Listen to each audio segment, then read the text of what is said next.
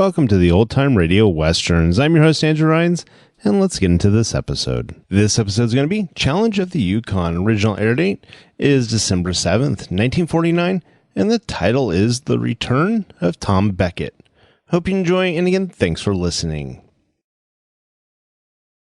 Now, as gunshots echo across the wind-swept, snow-covered reaches of the wild Northwest, Quaker puffed wheat and Quaker puffed rice, the breakfast cereal shot from guns, present the Challenge of the Yukon.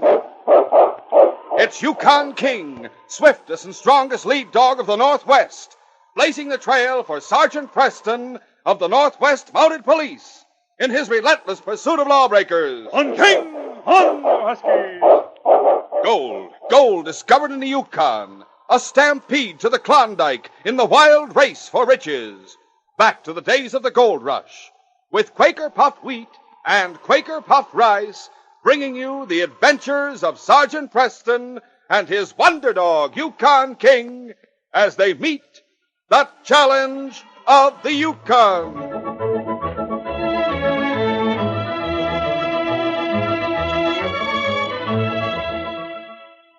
Listen to this sound picture. Oh, boy. Yes, that's what it sounds like around the breakfast table when folks first try rich, thick cream and fruit on a heaping bowl of Quaker puffed rice or Quaker puffed wheat.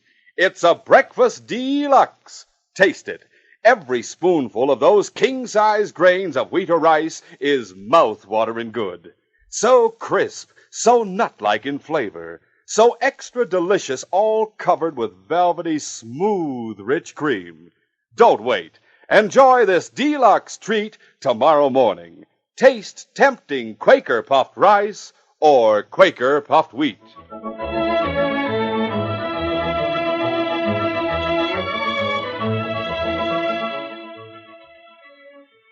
Elaine McNeil sat at her father's bedside. The lamplight shed a soft glow over the gaunt features of the dying man. Duncan McNeil was saying, So, young Phil Rockland is coming to call again tonight. Yes. He said he'd be around about 8 o'clock. He's a mighty persistent young fella. How many times has he asked you to marry him? Twice. And I reckon he'll ask you again tonight. Well, I don't know. Listen, Elaine. Before I die, I want you to promise me one thing. Yes, Father? I reckon you know what I'm going to ask. You want me to forget Tom Becket and marry Phil? Yes, that's it. But how can I marry Phil, Father, when I'm still in love with Tom? Tom's dead, Elaine. It's nearly 6 months now since you got that message from the War Department. Surely that's time enough to get over your grief. Please, Dad. I know it's painful to talk about it, but you've got to face up to the situation. When I'm gone, the mine will belong to you. You'll be a rich girl. You'll need a man at your side to help you run things, especially in a rough country like the Yukon. Do you think that's a good reason for marrying someone I don't love? Well, love will come in time, Elaine, after you've been partners for a while. The important thing is that Phil's a good, dependable young fella. He's smart, and he's got plenty of gumption. He's chief bookkeeper at the bank right now. In another year or two, they'll be making him assistant manager. Yes, Phil will get ahead in the world, no doubt about that. If you and Phil get married, I know I'll be leaving you in good hands. All right, Dad. I'll do what you say. If Phil proposes again tonight, I'll accept. It was more than a week later in the town of Selkirk. The Gold Dust Cafe was crowded with sourdoughs and trappers. One corner of the room, a young man sat alone at a table eating dinner. He looked up as an elderly prospector approached his table. Mind if I sit down here with you? The other tables are all filled up. Of course not. Pull up a chair. Thanks. You, prospecting around these parts? No, just on my way to Dawson. Say, is that a Dawson newspaper you've got stuck in your pocket? Yes, the latest issue of the Klondike Nugget. Oh, would you mind if I took a look at it? I haven't seen a copy of the Nugget for almost a year. Why, sure. Go ahead and read it. You been outside the territory for a while? Yes, I was in the American Army down in Cuba. Well, looks like the Nugget's gotten to be quite a newspaper. I guess Dawson must have grown a lot since I saw it last. It sure has. You won't recognize the place. Hey, waiter, how about giving me some service? They've even got a column of social notes. Holy smoke. What's the matter, son? Oh, nothing. I just saw an item about a girl I know getting married. What'll it be, Sardo? I want a steak about this thick, smothered with onions. Sure, coming right up. Hey, wait a minute. How much do I owe you? Well, let's see. That'll be $3.50. Here, keep the change. Thanks. Hey, you ain't going yet, are you? You ain't even finished your meal. Well, I guess I'm not as hungry as I thought I was. So long, old-timer. With good weather all the way and the trail hard packed, the trip from Selkirk to Dawson was completed in 5 days. Phil Rockland was preparing to turn in for the night when he heard a dog team halting outside his cabin. A moment later, someone knocked on the door. Yes, what is... No, it can't be. But it is, Phil. Tom Becket. In the flesh. Oh, do you mind if I come in? Why, no. Come on. Golly, Tom. I still can't believe it. I guess it must be quite a shock at that. I thought you were killed down in Cuba. Well, the War Department thought so, too. Hey, here, give me your parka. I'll hang it up. Thanks, Phil. Sit down, Tom. Now, for the love of Mike, tell me what happened. Well, there's not much to tell. I got shot down by a sniper during a jungle skirmish. The natives picked me up and nursed me for a couple of weeks. Finally, one of them got word through to the American lines. A couple of corpsmen came and hauled me out on a stretcher. By that time, I'd been reported dead. But good heavens, why didn't you write and tell us you were safe? Well, in the first place, I was delirious for quite a while. Caught some kind of jungle fever. After I pulled through that, it looked like they'd have to amputate my leg. Well, if that happened, I figured maybe I'd better let Elaine go on thinking I was dead. You darn fool. Oh, I guess you're right. Anyway, I was lucky. The doctors finally managed to save my leg. And now here you are. I know what you're thinking, Phil. What do you mean? You're wondering what's going to happen now that I'm back. You see, I read that notice in the paper about you and Elaine being engaged. Oh? Tom, I don't know what to say. Never mind. I don't blame you for falling in love with her. What I want to know is whether Elaine's in love with you. Have you talked to her yet? No, I came straight here to your cabin as soon as I got to Dawson. You want the truth? Phil, you're my best friend. I know you won't lie to me, so just give it to me straight. Elaine and I fell in love less than a month after you went back to the States to enlist. Oh? I see. Tom, I'm sorry it had to happen this way. Don't be silly. It's not your fault. What do you figure on doing? Oh, I don't know. This sort of changes all my plans. Say, listen, Tom, would you like to do a little prospecting? Oh, what do you mean? Well, the bank just got word this morning about a new gold strike up in Malamute Valley. The news hasn't gotten around yet, so if you were to head up there right away before the stampede starts, you could probably stake yourself out a nice claim. By golly, that's an idea. There's nothing to keep me around Dawson any longer. I'll stock up on supplies and start tomorrow morning. Good. You're not planning on seeing Elaine before you go? What's the use? No, Tom. You can give her my best regards. Tell her I wish both of you lots of happiness. Why, sure, Tom. I'll do that. Sergeant Preston was returning from a northern patrol. About 10 miles from Dawson, he stopped to prepare his midday meal. As he busied himself over the campfire, a traveler approached and braked his sled to a halt. King greeted the newcomer with a series of friendly barks. Hello there, King, old fellow. I might have known you wouldn't forget me. Hello, Sergeant. Tom Becket. I'm not seeing things, am I? I'm not a ghost, if that's what you're thinking. But you were reported killed in action. I was wounded and couldn't get back to my outfit. A company officer figured I was dead. Instead of which, you're back safe and sound. Yep, back from the grave. Well, I can't offer you any fatted calf, Tom, but I can fix you a plate of beans. Find yourself a place and sit down. Thanks, Sergeant, but I ate just before I left Dawson. Huh? Oh, take a cup of coffee, though, if you don't mind. Why, of course. There you go. Thanks. I suppose Elaine McNeil's mighty happy you're back. Well, I haven't seen her. Well, I thought you two were engaged. Well, we were, but she changed her mind while I was gone. She's going to marry Phil Rockland. The wedding's set for tomorrow morning. Oh, I'm sorry, Tom. Is that why you're leaving Dawson? Well, it's one of the reasons. I'm on my way to Malamute Valley, hoping to get there before the stampede starts. Stampede? I didn't even know anyone was prospecting over that way. Oh, it's just a new strike. Phil Rockland found out about it through the bank, and he was the one who passed the word along to me. I see. Well, Tom, you haven't had a very happy homecoming. Here's hoping you'll have better luck in Malamute Valley.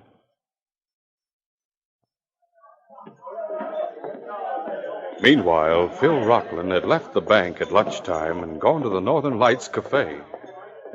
He went to the back of the cafe and knocked on a door marked private. Come in. The owner of the cafe, a man named Frisco Dunn, was seated at his desk. Well, what do you want, Rockland? You ready to pay off some of your IOUs? You'll get paid, with plenty of interest, too, just as soon as I take over old man McNeil's mine. And better not be any slip-ups. There won't be, providing you find someone to do a certain job for me. What kind of a job? The less you know about it, the better. Oh, that kind, huh? It's got to be handled in a hurry. Can you find someone for me? Let's see. Here, there's a fellow named Bronson might do. He's out in the cafe right now. He's got a half-breed pal. All right. Send them into the back room so I can talk to them. And while you're at it, Yeah? you'd better tell them my credit's good. A few moments later, Bronson and the half-breed entered the back room where Phil Rockland was waiting for them. Frisco said you wanted to see us. I've got a job for you. I'll pay you $500 right now. And another $1,000 later on. That is, of course, if the job is completed successfully. Sounds fair enough, Avery. Yeah. What do we have to do? A fellow named Tom Becket is on his way to Malamute Valley. Just left town this morning. That means he'll make camp for the night somewhere near Devil's Gorge. Go on. You two start after him. You'll probably get to his camp sometime tonight after he's turned in. When you get there, grab him and knock him out. No gunplay? No gunplay. What do we do with him after we've knocked him off? You'll heave his body over the edge into the gorge. That way it'll look just like an accident. Yeah. Yeah, I see what you mean. We'll continue our story in just a moment.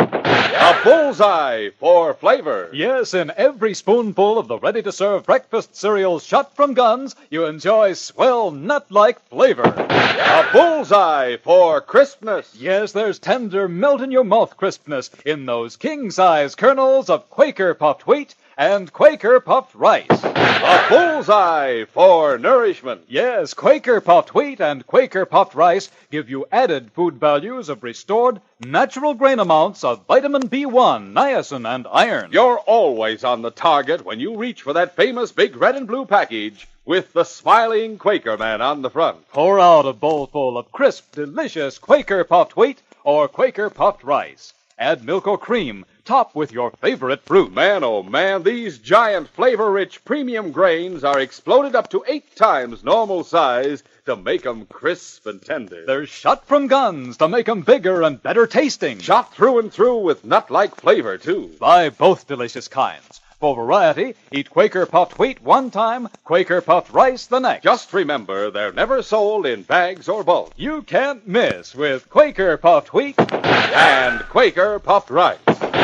The famous cereals shot from guns.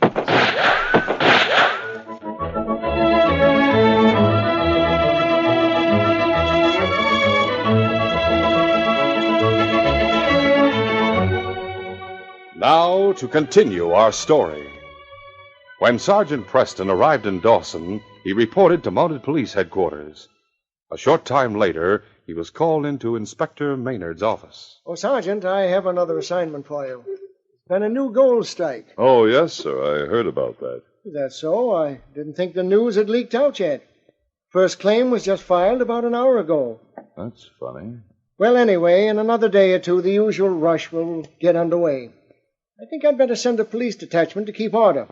You'll be in charge, Sergeant. Very well, sir. Has the valley ever been mapped? The valley? Malamute Valley, the place where the gold strike occurred. The strike's not in the Malamute Valley. It's down on Campbell Creek. What's that? Inspector, are you sure there hasn't been a strike in Malamute Valley? Of course I'm sure. The commissioner's office always notifies us as soon as a claim's filed in a new district. Well, in that case, maybe I'd better tell you the whole story, sir. A couple of hours ago... Sergeant Preston told the inspector about his meeting with Tom Becket. He explained how Tom had started out for Malamute Valley on a tip from Phil Rockland. When he was through, the inspector remarked, Sounds as though Rockland deliberately sent Tom on a wild goose chase. It certainly does.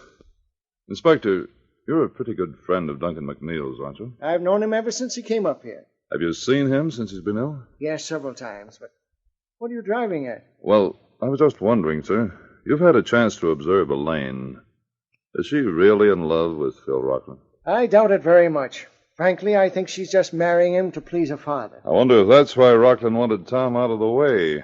What do you mean, Sergeant? The wedding's set for tomorrow morning, sir. Perhaps Phil was afraid Elaine would call off the wedding if she found out that Tom was still alive. By George, I'll bet you're right. Inspector, can you spare me long enough to go after Tom? I'll travel all night and be back in town tomorrow morning ready for duty.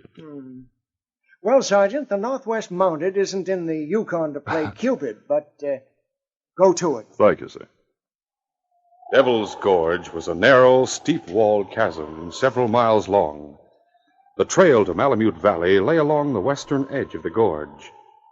It was late at night, and a full moon had risen by the time the two hired killers came in sight of Tom Becket's camp. Tom was rolled in his blankets in the shelter of a thick clump of spruce. He was awakened by the startled barking of his huskies. Seeing the two men approaching, Tom threw aside his blankets and got to his feet. Howdy, strangers. Traveling kind of late at night, aren't you? Your name, Tom Becket? Yeah, that's right. What about it? Get your hands up. Hey, what's the idea? Shut up and do like I tell you, unless you want a hole in your head. Yeah, that's better. Now turn around. All right. Now start walking over to the edge of the gorge. What are you aiming to do? Shut up and get going. As Tom approached the gorge, Bronson suddenly raised his hand and brought his gun butt smashing down on Tom's head. All right, Breed, grab his leg. Yeah, I got him. Now we'll carry him over to the edge. All right. Let's heave him over. Let him go. You think him dead? If he ain't dead, he's in mighty poor shape right now. Anyway, what's the difference? The fall didn't kill him. You'll freeze to death before he comes to. Come on. Hey, look. Someone come. Holy smoke, you're right. You think him see what happened? I don't know. He'll probably show up pretty clear in this moonlight. We better not take any chances. Hey, come on, let's clear out of here. We hitch up Beckett's team? No, there's no time for that. We'll mush down the trail a ways and find ourselves a good hiding place. Then we'll wait and see what happens. Come on, line, Carlos. Line the team. Now mush! Mush, you huskies! 10 minutes later, Sergeant Preston arrived at Tom's camp. Though he had glimpsed figures moving about far up the rise, he had no idea what had happened. But he was prepared for trouble. Well, King, come on, King. Let's find out what's going on here. The sergeant's glance took in Tom's empty bedroll and the huskies straining at their traces nearby. He also saw footprints leading away to the brink of the gorge and the fresh tracks of a sled heading out of sight along the trail. Even though he guessed what had happened, he said, Come here, King. The sergeant patted Tom's blankets. Find him, boy. Which way to go? King sniffed the blankets, then gave a sharp bark and trotted away in the direction of the footprints. Sergeant followed him. A moment later, King stopped on the edge of the gorge. So they threw him over the edge, eh, fella? If Bill Rockland's behind this, he'll pay for it. Steady, King. Come back, fella. We'll go after them later. Right now, we've got to go down there and find Tom's body. There's a chance he may still be alive. The southern entrance to the gorge lay only a short distance away. The sergeant drove there on his sled, taking one of Tom's blankets with him. Before entering the narrow defile, he paused to light a hurricane lantern. No trail down there, fella. We'll have to pick our way along. After lighting the lantern, Sergeant Preston held out the blanket once more for King to sniff. He's down here somewhere, King. Now, I want you to find him. Got the scent, boy? All right, lead the way. Hush, you husky. Hush! Meanwhile, when Bronson and the half-breed had heard Sergeant Preston's team heading away in the opposite direction, they had ventured out of their hiding place to scout out the situation. In one hand, Bronson carried a rifle. Where in thunder do you suppose he's going? Him go to mouth of gorge. Try find buddy. By golly, I'll bet you're right. Come on. Let's get back to Becket's camp. The two men returned to the scene of the crime. They crept close to the gorge and peered over. The depths below were hidden in inky darkness. But in the distance, they saw the flickering light of a lantern advancing along the floor of the gorge. Look, down there. Him come this way. Yeah, you're right. We'll wait here till we hear his team come a little closer. Then we'll let him have it. A moment later, Bronson moved his rifle into position. As he did so, the barrel of the gun dislodged a few pieces of gravel. Inside the narrow, steep-walled gorge, the sergeant heard the sound. In a single movement, he flung the lantern against the rocks and dropped to the ground. A split second later, a rifle shot thundered into the gorge. King, King! King swung the team to the right, close to the cliff wall, where the sergeant knew they'd be protected by the rocky outcropping. Oh, you huskies. Oh, no. Keep them down, King, so they won't get hit. In the darkness, the sergeant drew his gun and returned the fire. Hastily, the two crooks drew back from the edge of the gorge, out of sight. I don't think they'll risk any more shots, not for a while anyway. In the meantime, you've got to find Tom. He must be pretty close to his body. Find him, King.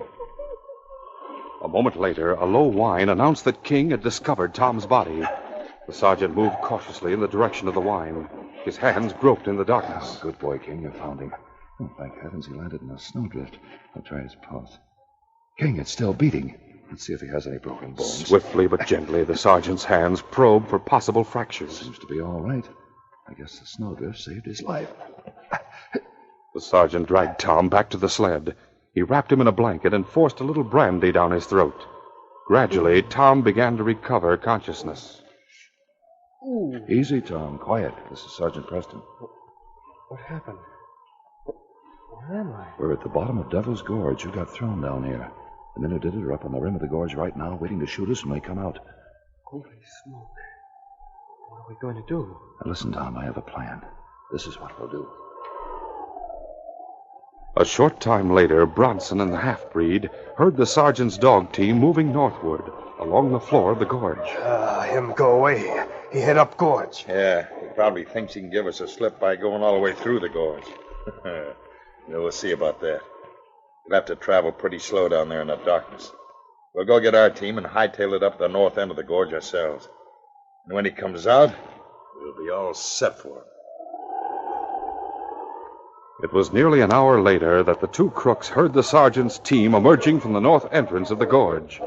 They were hiding behind a group of boulders at the mouth of the rocky defile. Bronson's gun was already leveled to shoot. Here he comes now. But a moment later, Bronson's anticipation changed to dismay. Hey, where is he? No one drives sled. Get your hands up! Whirling around, Bronson saw the Mountie emerge into view from a thick clump of trees 20 yards away. There he is, shoot! He raised his gun to fire, but the sergeant shot first. Go, my arm! Don't try anything. Next time I'll shoot to kill. Hey, where did you come from? How did you get up here? I had my lead dog take the team through the gorge. Without a driver? The team doesn't need a driver with King in the lead, do they, King? That still doesn't explain how you got up here. While you two were traveling all the way to the north end of the gorge, I came out the other way. How you get here so fast? I hitched up Tom Becket's team, left him about a half a mile back down the trail. From now on, I'll ask all the questions. You're both under arrest in the name of the Queen. The following morning, a small group of friends had gathered at Duncan McNeil's house in Dawson for the wedding. The old mine owner had been carried into the living room and propped up with pillows to witness the ceremony. A hush fell over the group as Elaine McNeil, pale but calm, entered the room. The Reverend McPherson spoke to Phil Rockland.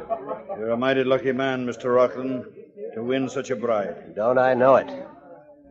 Silently, Elaine came forward and took her place at Phil's side. The ceremony began.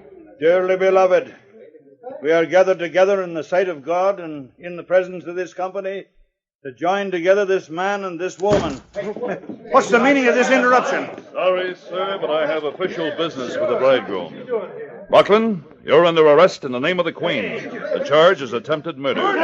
What's the meaning of this, Sergeant? Well, you can't come in here this way Never and break up mind my... bluffing, Rockland. The 2 men you hired to kill Tom Becket have already confessed. Sergeant, what are you talking about? Tom was killed down in Cuba. Oh, no, he wasn't, Elaine. As a matter of fact, he's standing right outside the door. What? Would you like to see him? Oh, yes, please. Come on in, Tom. Tom! Oh, Tom, you come back. Oh, it's a wonderful scene. Well, what do you know about that, Sergeant?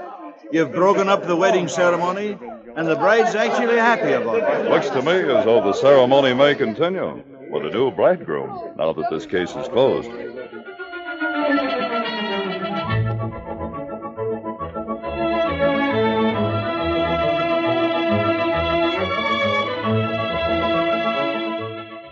In just a moment, Sergeant Preston will give you a preview of Friday's adventure.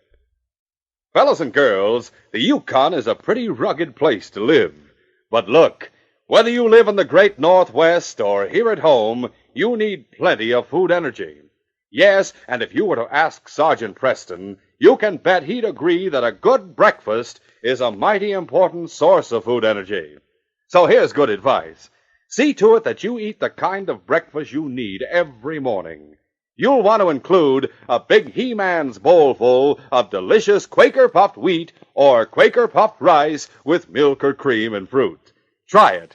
Wheat or rice shot from guns tastes so crisp, tender, delicious, it's always a tempting treat. What's more, it furnishes added food values of restored natural grain amounts of vitamin B1, niacin, and iron. For a nourishing, tenderly crisp, delicious breakfast, get Quaker puffed wheat and Quaker puffed rice in the big red and blue Quaker package. Get 'em tomorrow. Remember, they're never sold in bags or bulk.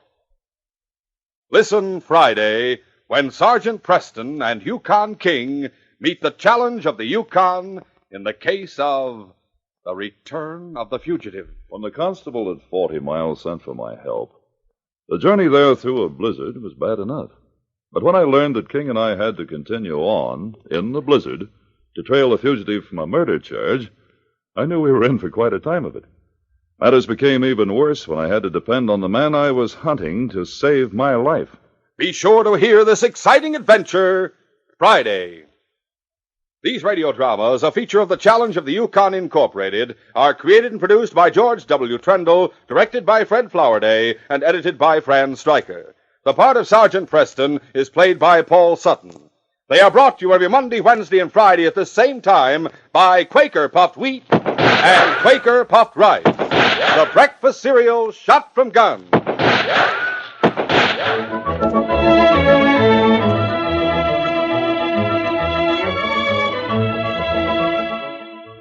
Remember, for delicious hot breakfast, enjoy Quaker Oats.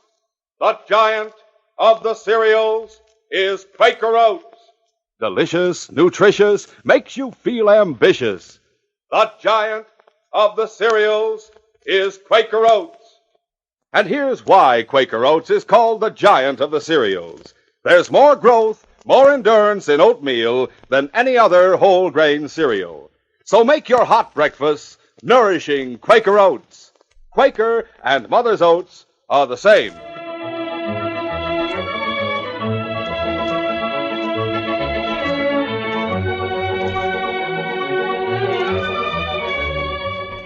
This is J. Michael wishing you goodbye, good luck, and good health from Quaker Puffed Wheat and Quaker Puffed Rice. So long. This is ABC, the American Broadcasting Company.